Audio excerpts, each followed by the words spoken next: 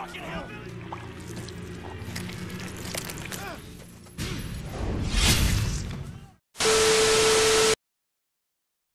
Sobat Santuy, today is the day. Jumpa lagi bersama gua di channel Warung Santuy. Apa kabar kalian semua? Semoga kalian baik-baik saja dan tetap santuy. Pada video kali ini gua akan membahas alur cerita film yang berjudul Wong Chun 3 Left 4 Dead yang dirilis pada tahun 2009, yang dimana Wong Chun 1 dan kedua sudah pernah gua bahas sebelumnya. Dan di film ketiga ini menceritakan sekumpulan orang yang sedang melakukan perjalanan lintas alam, yang dimana mereka ini terjebak di dalam hutan bersama dengan seorang narapidana. Yang menjadi masalahnya ketika mereka harus berhadapan dengan, ya siapa lagi kalau bukan gerombolan mutan kanibal. Oke, daripada kalian penasaran dengan cerita lengkapnya, tanpa basa-basi lagi kita langsung masuk aja ke isi filmnya.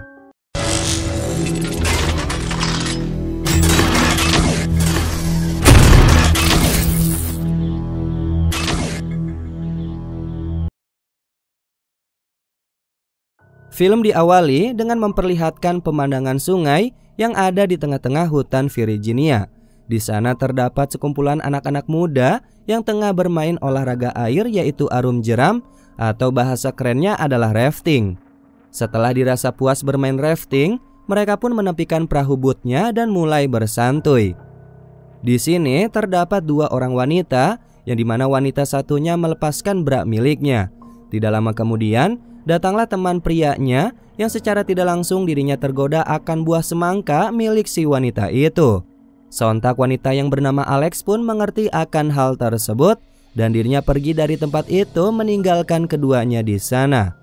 Lalu ketika keduanya sedang asik mantap-mantap, tiba-tiba busur panah yang tajam pun menghantam payudara si wanita yang tengah bercinta itu.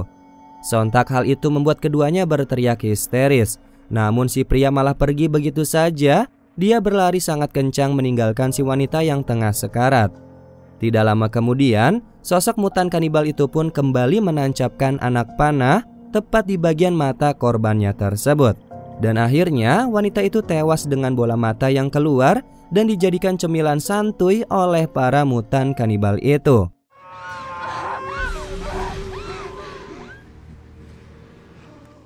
Sementara itu Alex yang melihat kejadian tersebut hanya bisa bersembunyi dengan rasa ketakutan. Tidak jauh dari sana, teman pria yang satunya lagi baru saja tiba di tempat itu dengan membawa beberapa kayu.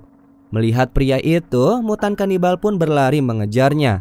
Sampai akhirnya dia berhasil mendapatkan pria tersebut.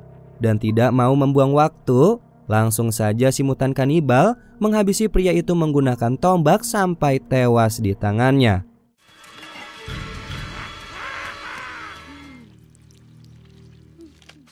Kemudian perburuan si mutan kanibal pun terus berlanjut sampai pria yang satunya lagi terkena jebakan hingga membuat bagian tubuhnya terbagi menjadi beberapa bagian. Dari peristiwa itulah hanya satu orang yang dapat selamat, yaitu si cantik Alex yang sedari awal sudah bersembunyi agar keberadaannya tidak diketahui oleh mutan kanibal. Dan kemudian film pun dimulai. Lalu diperlihatkan di suatu tempat yang dimana sering kita sebut saja sebagai lapas atau penjara, tepatnya di daerah West Virginia. Terlihat begitu banyak para narapidana yang berada di sana. Ternyata kumpulnya mereka dengan tujuan sedang menunggu keputusan untuk pemindahan lapas. Suatu ketika terlihat ada salah satu narapidana bernama Chavez yang dimana dirinya sudah menyusun sebuah rencana untuk melarikan diri dari penjara ini. Dan dia pun bekerja sama dengan si botak Floyd. Singkat cerita, hari pemindahan narapidana pun tiba. Para petugas polisi bersiap untuk menjalankan tugasnya. Di sini terdapat polisi yang bernama Ned, dibantu oleh rekan polisi lainnya yang sedari tadi sibuk mempersiapkan pemindahan narapidana. Di ruangan khusus, para narapidana itu dirantai kaki dan tangannya untuk berjaga-jaga selama di perjalanan agar mereka tidak dapat kabur. Setelah itu para napi sudah berjalan masuk ke dalam bis satu persatu, dan bis pun keluar dari penjara tersebut.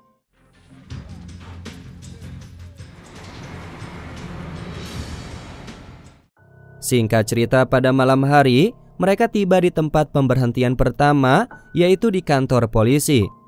Di kantor polisi itu juga ada pamannya Ned yang bertugas di sana. Sementara itu di tempat lain, terlihat bocah mutan kanibal yang sedang berusaha untuk menyiapkan jebakan, akan tetapi tenaga yang tidak terlalu kuat membuatnya justru tertindih oleh jebakan yang dibuatnya. Tidak lama datanglah mutan lain yang ternyata adalah ayah dari bocah itu. Usut punya usut, bocah ini adalah mutan kanibal yang sebelumnya ada di film Wong Chun yang kedua, dan kini dia sudah tumbuh menjadi bocah psikopat mutan kanibal yang siap mengincar dan memangsa para manusia-manusia tak bersalah. Kemudian kita kembali lagi ke kantor polisi. Ned dan 2 orang rekannya bersiap akan melanjutkan perjalanan untuk pemindahan para napi. Setelah semuanya masuk kembali ke dalam bis, mereka pun langsung melanjutkan perjalanan. Tidak lama kemudian di tengah perjalanan, tiba-tiba datanglah suatu mobil dari arah belakang yang sengaja mengganggu perjalanan bis yang mengangkut para napi itu. Ternyata mobil tersebut adalah mobil yang dikendarai oleh mutan kanibal dengan tujuan ingin membajak bis yang di dalamnya membawa para napi dan 3 orang polisi bersenjata itu. Akhirnya setelah upaya penyerangan bis itu, mereka pun berhasil membuat bis itu oleng dan membuatnya kecelakaan.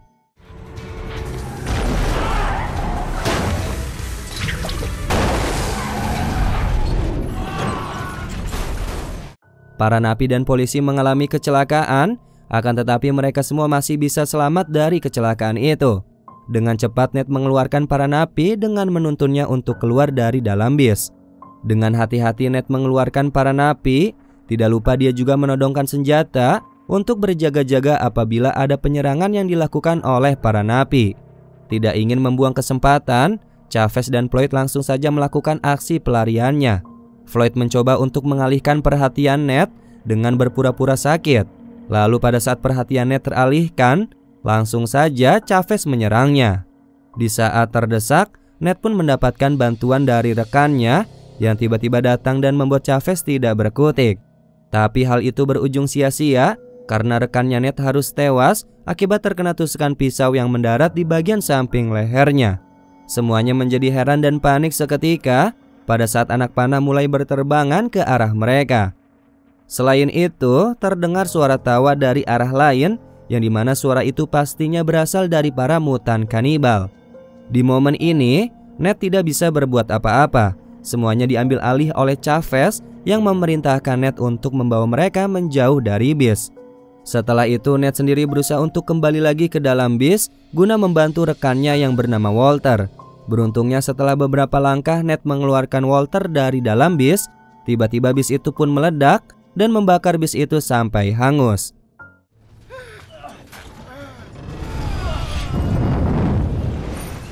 Tidak lama kemudian Chavez dan yang lainnya menghampiri Ned dan langsung membawa kunci yang dimintanya untuk membuka rantai.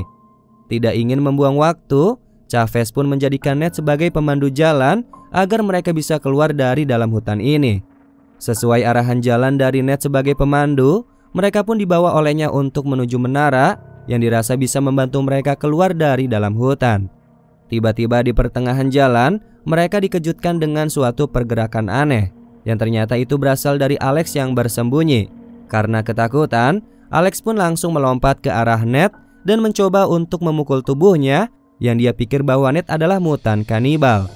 Setelah Ned berhasil menenangkan Alex, Alex pun menjelaskan kronologi yang sudah menimpa dirinya dan teman-temannya yang telah tewas sebelumnya. Alex berkata bahwa di dalam hutan ini terdapat mutan kanibal yang menjadikan manusia sebagai mangsanya untuk dikonsumsi. Mendengar hal itu, para napi menganggapnya tidak terlalu serius. Dan setelah itu, Alex tidak dibiarkan untuk pergi dari rombongan mereka oleh Chavez karena Chavez sendiri ingin menjadikan Alex sebagai petunjuk arah bagi mereka.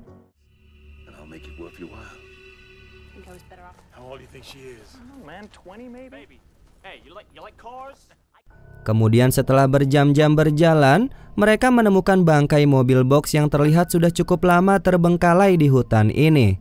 Dengan hati-hati mereka mencoba untuk membuka mobil box itu, yang ternyata di dalamnya terdapat tumpukan uang dan betapa bahagianya para napi, terutama si Chavez, si ketua para narapidana itu.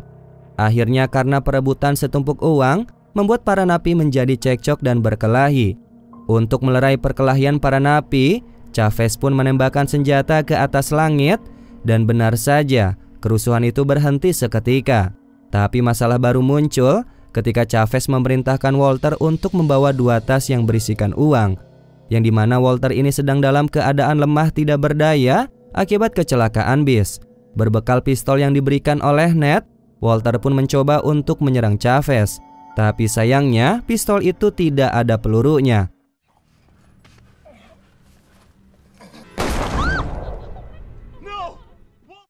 Melihat hal itu, Ned sempat bereaksi, ya walaupun dirinya tidak bisa berbuat apa-apa. Setelah kejadian tersebut, mereka pun melanjutkan perjalanan. Tapi tiba-tiba di perjalanan, mereka dikejutkan oleh mutan kanibal dengan perangkapnya, yang dimana kali ini mereka berhasil lolos dari perangkap mutan kanibal itu. Keadaan pun justru berbalik, yang dimana bocah kanibal yang hanya sendirian itu bisa dikalahkan oleh Chavez dan para napi lainnya dengan memenggal kepala si bocah itu dan kemudian menancapkannya ke tanah sebagai bentuk peringatan. Alex yang melihatnya merasa bahwa hal itu akan semakin membuat para mutan kanibal lainnya menjadi sangat marah. Yang dimana kita ketahui bahwa di dalam hutan ini tidak hanya ada satu kanibal saja, melainkan ada kanibal lainnya yang telah membantai teman-temannya Alex sebelumnya. Setelah itu pada saat mereka sampai di tepi sungai, dengan beraninya Ned malah mengempeskan perahu karet hingga tidak bisa digunakan lagi. Alhasil tindakannya Ned membuat Chavez marah dan langsung memukulinya habis-habisan.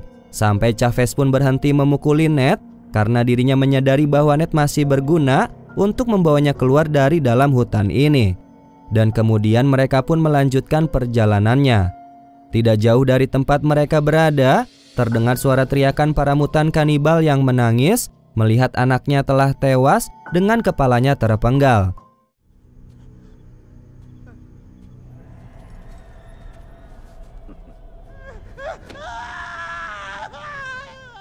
Scene selanjutnya kita dibawa ke kantor polisi setempat, yang dimana seorang polisi wanita yang bernama Ellie memberitahu komandan mengenai hilangnya kontak dengan rombongan polisi Ned yang sedang membawa narapidana. Sontak hal itu membuat mereka menjadi khawatir dan mencoba untuk mencari tahu dengan terjun langsung ke lapangan.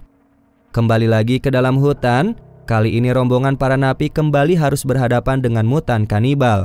Dalam perjalanannya kali ini, mereka harus kehilangan satu anggota napi yang tewas karena terkena jebakan.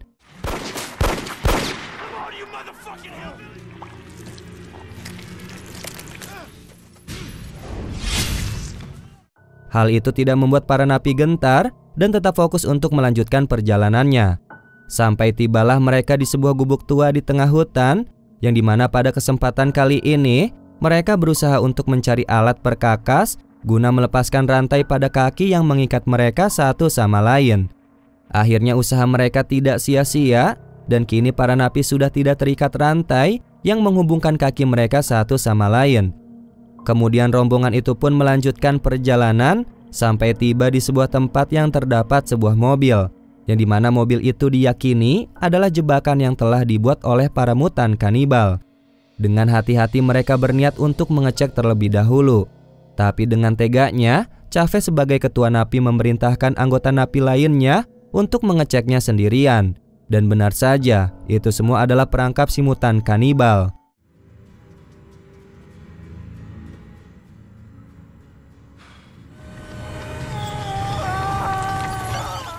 Para napi yang melihat hal itu tidak berusaha membantu, dan mereka hanya menembakkan beberapa peluru saja, dikarenakan mereka juga tidak mau menjadi korban. Selanjutnya bisa kita lihat bahwa sampai detik ini tersisa 5 orang saja yang melanjutkan perjalanan. Tapi di momen ini terjadi pertikaian antara Chavez dengan Floyd.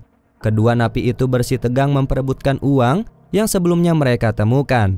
Dan momen itu dimanfaatkan oleh Ned untuk kabur bersama dengan Alex.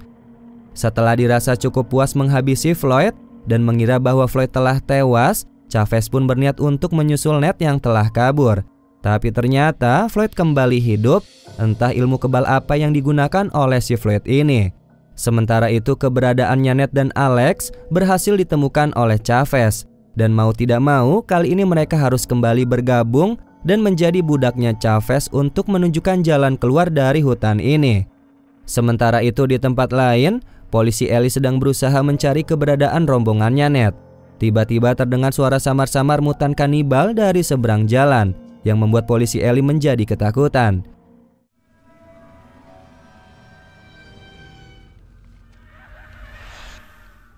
Dan scene pun langsung berganti ke suatu jalan yang dimana komandan polisi berada. Kini dirinya melihat bangkai mobil bis pengangkut para napi yang tergeletak di tengah jalan. Komandan meyakini bahwa para napi kini tengah berada di dalam hutan. Dengan keberaniannya, komandan polisi itu memasuki hutan sendirian tanpa ditemani oleh rekan polisi lainnya. Kembali lagi dengan kelompok Ned, yang kali ini mereka telah sampai di suatu menara pemancar sinyal. Tapi sayangnya tempat itu di luar dugaan mereka. Karena kini menara yang dianggap bisa menjadi tempat meminta bala bantuan ternyata sudah hangus terbakar. Oke, gue di sini akan mengingatkan kalian kembali. Bagi penonton yang sudah melihatnya di film kedua, mungkin kalian akan mengetahui bahwa menara itu hangus dibakar oleh para mutan kanibal yang mengincar para kelompok remaja di film sebelumnya. Oke, lanjut.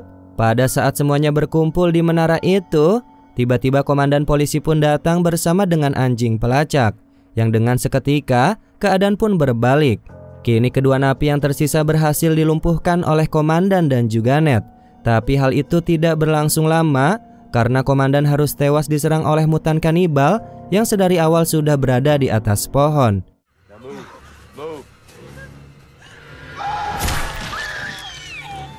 Di sisi lain, si botak Floyd yang masih hidup berhasil menemukan tumpukan tas yang berisi uang yang sebelumnya disembunyikan di tempat itu oleh Chavez. Dengan rakusnya si Floyd mencuri dan membawa semua uangnya sendirian. Mengetahui hal itu, Chavez pun mengamuk dan berusaha untuk mencari tahu pelakunya, yang tidak lain adalah si Floyd. Tidak lama kemudian Chavez mendengar suara rintihan yang tidak jauh dari tempatnya berada, yang ternyata suara itu berasal dari Floyd. Dengan amarahnya, Chavez ingin menyerang Floyd. Akan tetapi si mutan kanibal sudah terlebih dahulu menyiapkan bom molotov untuk membakar tubuhnya Floyd. Akhirnya Floyd pun tewas terbakar bersama dengan uang-uang yang telah susah payah mereka bawa. Chavez pun menjadi sangat marah kepada mutan kanibal itu dan berusaha untuk membalaskan dendam karena sudah melenyapkan uangnya tersebut.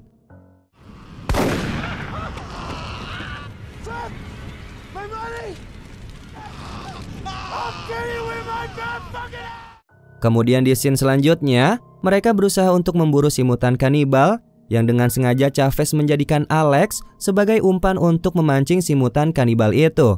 Tapi sayangnya si Alex malah diculik oleh si mutan dan dirinya dibawa ke sarang atau rumahnya si mutan kanibal.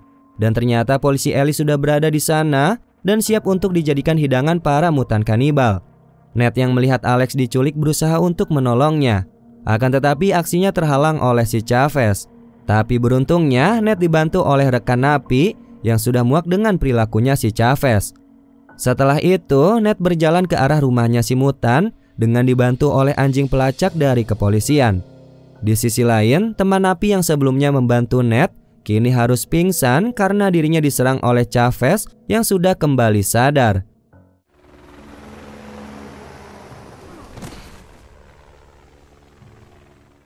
Setelah itu kita bisa melihat bahwa Chavez berhasil bertemu dengan si mutan kanibal, yang dimana kali ini Chavez mengajaknya untuk duel one by one. Pertarungan di antara Chavez dengan kanibal pun berlangsung begitu sengit.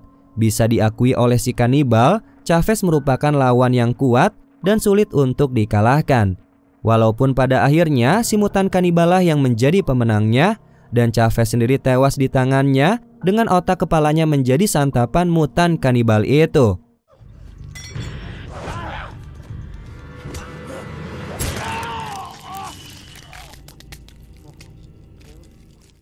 Sementara itu di rumahnya si mutan kanibal, terlihat Ned berhasil masuk ke dalam dan tidak lama dirinya menemukan keberadaannya Alex. Tanpa berlama-lama, Ned langsung membebaskan dan membopongnya untuk keluar dari ruangan tersebut. Akan tetapi anehnya, si mutan kanibal sudah kembali ke rumahnya dengan sangat cepat. Padahal yang kita tahu sebelumnya, dia masih menikmati tubuhnya si Chavez. Dengan tiba-tiba, si mutan kanibal itu langsung menyerang Ned dan pertempuran di antara mereka pun terjadi.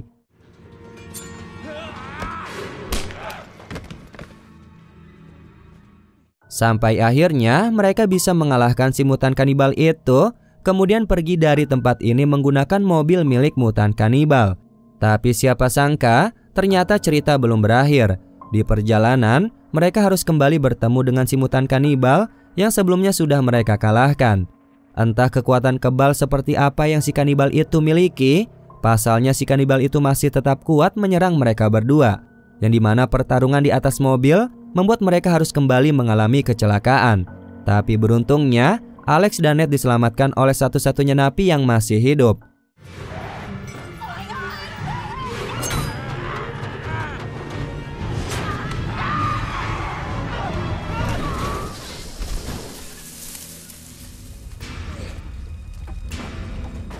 Tiba-tiba di akhir penyelamatannya, si mutan kanibal kembali muncul dan langsung menyerang Ned. Tetapi kali ini Ned benar-benar menghabisi mutan kanibal sampai si mutan kanibal itu tewas di tangannya.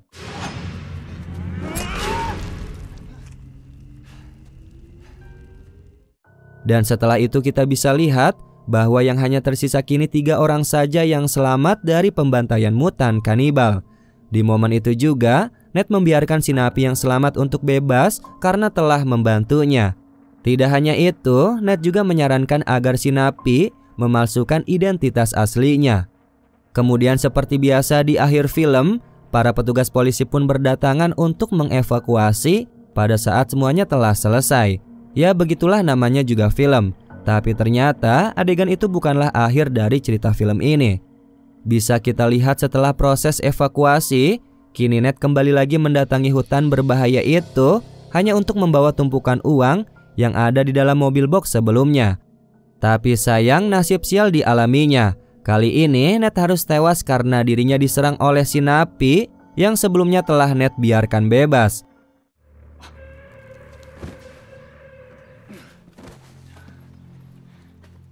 Tapi tidak sampai di situ. Plot twistnya adalah si napi juga tewas karena diserang oleh orang misterius yang membawa perkakas dengan berlumuran darah.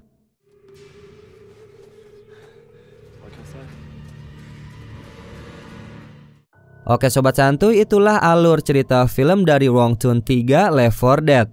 Ya bagaimana menurut kalian tentang film ini? Ya di akhir film memang cukup menggantung. Ya siapakah kira-kira sosok misterius itu?